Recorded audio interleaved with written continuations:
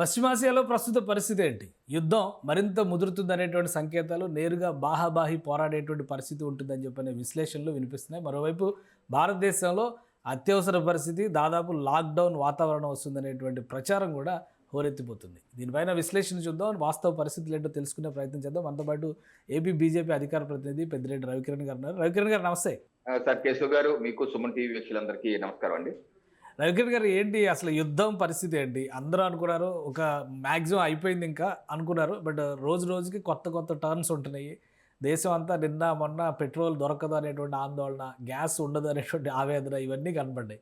So ఇప్పుడు present situation ఏంటి? అసలు అక్కడ యుద్ధం చల్లబడినట్టేనా? సార్ కేశవ్ గారు, లేటెస్ట్ పరిస్థితి చూస్తుంటే ఒక పక్కన డొనాల్డ్ ట్రంప్ గారేమో నేను కాల్పులు విరమణ 10 రోజులు 15 రోజులు అని చెప్పుకుంటూ వెళ్తున్నారు. కానీ వాస్తవంగా చూస్తుంటే అమెరికా తన యొక్క పదాతి దళాలని ఒకటిగా దింపుతున్నట్టు కనపడుతుంది. ఎందుకంటే ఈరోజు దుబాయ్లో అమెరికా యొక్క పదాతి దళాలు దిగాయి, అమెరికన్ బేస్లు. అది వెంటనే ఇరాన్ అక్కడ మిసైల్ కొట్టిందాలి. అక్కడ ఒక 25-30 మంది అమెరికా దళాలు తీవ్రంగా గాయపడ్డారన్నారు, కొంతమంది చనిపోయారంటున్నారు. ఇది ఇంకా ధృవీకరించాలి, కొంతమంది చనిపోయారంటున్నారు. అది కనుక వాస్తవమే అయితే దాడి చేయడం కరెక్టే, అది కరెక్టే. కానీ ఎంతమంది చనిపోయారో లేదా అనేది ఇంకా రాలేదు. ఒకవేళ అక్కడ చనిపోతే మాత్రం పరిస్థితి తీవ్రంగా తయారైపోతుంది. ఎందుకంటే ఎప్పుడైతే అమెరికన్ ఫోర్సెస్ మీద దాడి చేసి చనిపోతారో ఇంకా అమెరికా ఇంకా వదలదు, ఇంకా స్పీడ్ గానే వస్తుంది. అలాగే ఇంకో పక్క నిన్న ఇరాన్ లో స్టీల్ ఫ్యాక్టరీస్, మ్యానుఫ్యాక్చరింగ్ కంపెనీస్ ఉన్నాయి, ఇండస్ట్రీస్. దాని మీద అమెరికా ఇజ్రాయెల్ ఇద్దరు కలిసి దాడి చేశారు. సో దాంతో అక్కడ ఇరాన్ లోని ఉక్కు కర్మాగారాలన్నీ దెబ్బతిన్నాయి. దీనికి ఇరాన్ పక్కన ఉన్నటువంటి గల్ఫ్ దేశాలకి ఎక్కడైతే స్టీల్ కంపెనీలు ఉన్నాయో వాళ్ళందరికీ చెప్పారు, మీరు చుట్టుపక్కల ఉన్న వాళ్ళందరూ ఖాళీ చేసి వెళ్ళిపోయి మేము దాడి చేయబోతున్నాం. అంటే ఇప్పుడు ఇరాన్ గల్ఫ్ దేశాల్లో ఉన్నటువంటి స్టీల్ కంపెనీస్ మొత్తం కొట్టేటానికి రెడీ అవుతుంది.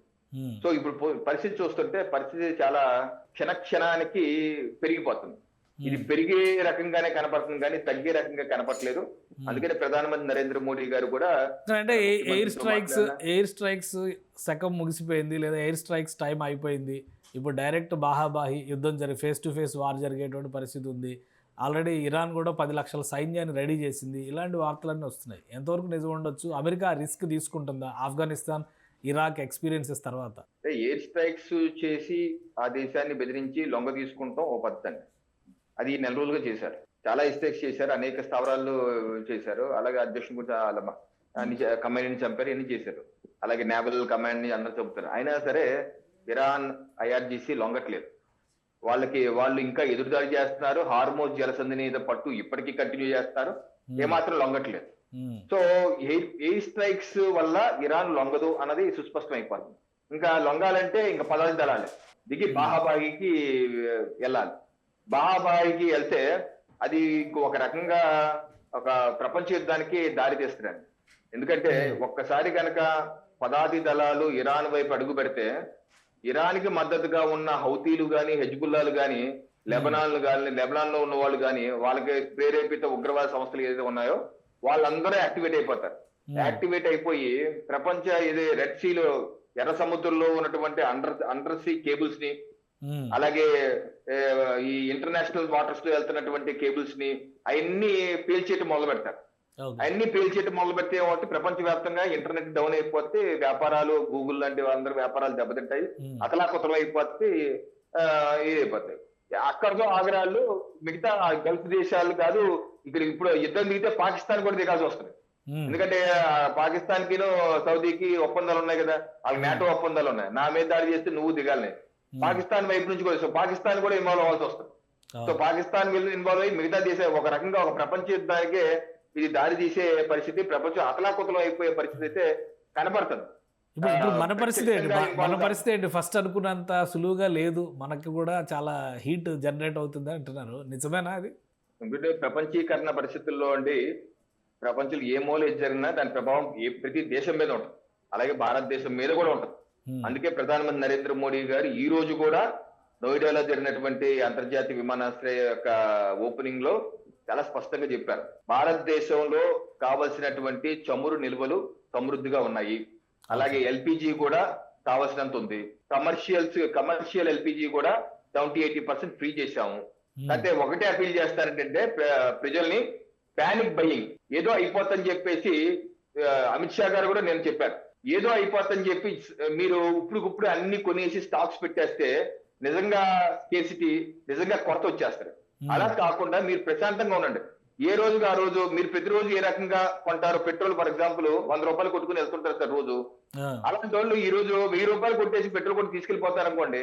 ఒక బంక్ లో సగటున 5,000 లీటర్లు అమ్మే బంకు ఈ రోజు 20,000 లీటర్లు అమ్మాల్సి వస్తుంది. అంత అమ్మితే ఇంకా నిల్వలు ఎక్కడ ఉంటాయి? నిల్వలు ఉండవు కదా. అందుకనే అలాగే కొంతమంది క్యానుల్లో తీసుకెళ్లిపోయి భద్రపరుచుకుంటున్నారు. సో ఇటువంటి చేసామనుకోండి, ఒక పౌరులుగా మనకు హక్కులే కాదు బాధ్యతలు కూడా ఉంటాయి. ఇటువంటి ఇటువంటి క్లిష్ట పరిస్థితులు ఉన్నప్పుడు మన దేశాధినేత నరేంద్ర మోడీ గారు అన్ని శక్తులు ఉండి నిలబడి ఎక్కడ ప్రపంచంలో అన్ని దేశాల్లో పెట్రోల్ డీజిల్ రేట్లు పెంచేశారు. చాలా మంది ప్రభుత్వ కార్యాలయాలు బంద్ చేశారు, స్కూల్స్ బంద్ చేశారు. అన్ని దేశాలు రేట్లు పెంచేశాయి. రేట్లు పెంచని నిబ్బరంగా ఉన్న దేశం భారతదేశం మాత్రమే. ప్రధానమంత్రి నరేంద్ర మోడీ గారు ఉన్నారు. ఎలక్షన్స్ వరకే ఇలా ఉంటుంది. ఎలక్షన్స్ అవగానే మళ్ళీ మామూలు అయిపోతుంది కదా అంటున్నారు. రేపు 3 రాష్ట్రాల ఎన్నికలకు సంబంధించి కూడా అనౌన్స్మెంట్ వచ్చేసింది ఎలక్షన్ కమిషన్. ఎలక్షన్స్ దృష్టిలో పెట్టుకుని నిజంగానే కేంద్ర ప్రభుత్వం ఈ సమన్వయం పాటిస్తుంది అనుకోవాలా సార్? మన భారతదేశంలో ఎప్పుడు ఎలక్షన్స్ ఉంటానే ఉంటాయి. ఈ ఎలక్షన్ తర్వాత మళ్ళీ ఇంకో ఎలక్షన్ స్టార్ట్ అయిపోతాయి. ఎలక్షన్ దృష్టిలో పెట్టుకుని నిర్ణయాలు తీసుకునే పరిస్థితి కాదు. 4 ఏళ్లుగా మనం చూస్తున్నాం, రష్యా యుక్రెయిన్ యుద్ధం జరుగుతుంది. అప్పుడు కూడా ప్రపంచవ్యాప్తంగా రేట్లు పెంచేశారు. మనం పెంచలేదు రేటు, రష్యా నుంచి కొనుక్కుంటాం. ప్రత్యామ్నాయ మార్గాలు చూసుకుంటూ 140 కోట్ల ప్రజల యొక్క ప్రయోజనాలు కాపాడుకుంటూ ముందుకు తీసుకెళ్తున్న నేత నరేంద్ర మోడీ గారు. ప్రపంచ దేశాలు కూడా అదే మెచ్చుకుంటున్నారు. దయచేసి ప్రభుత్వానికి కూడా మనం సహకరించి బాధ్యతాయుతమైన పౌరులుగా మనం ఉండి, ప్రపంచంలో అనేక ఇబ్బందులు వస్తున్నప్పటికీ భారతదేశం అన్ని విధాలుగా అన్ని చోట్ల నుంచి 50 పైగా దేశాల నుంచి ముడి చమురు దిగుబడి తీసుకుంటుంది. ఎల్పిజి అయితే అమెరికా నుంచి కూడా తీసుకొస్తుంది. అలాగే న్యూజిలాండ్, ఆస్ట్రేలియా ఎల్పిజి తీసుకొస్తున్నారు. అన్ని ఏర్పాట్లు చేస్తారు. అది మనం చేయాల్సింది ఏంటంటే అందరూ ప్రశాంతంగా ఉంటే ఈ సమస్యని గట్టెక్కేస్తాం. అంతేగాని ఎవరి కాళ్ళు మనం పానిక్ బయింగ్ చేసాం అనుకోండి, సమస్య పెద్దదైపోతుంది. ఆ రకంగా అందరూ సహకరించాలని చెప్పి కోరుకుంటున్నాను. రైట్. థ్యాంక్ యూ రవికిరణ్ గారు విశ్లేషణ అందించినందుకు. ఇది ఇరాన్లో జరుగుతున్నటువంటి ప్రస్తుత పరిస్థితులు ఇమ్మీడియట్గా యుద్ధం తగ్గేటువంటి వాతావరణం లేదు, ఉద్రిక్తత అయితే కొనసాగొచ్చు. కానీ దానికి తగ్గట్టుగా ప్రత్యామ్నాయ ప్రణాళికను కేంద్ర ప్రభుత్వం అమలు చేస్తుంది. ప్రజలు ప్యానిక్ బయింగ్ దిశగా వెళితే కనుక సమస్య జటిలం అవుతుంది. కాబట్టి ఆచితూచి వ్యవహరించాలని విజ్ఞప్తి చేస్తున్నారు రవికిరణ్ గారు. ఇది స్పెషల్ డిస్కషన్. Keep watching.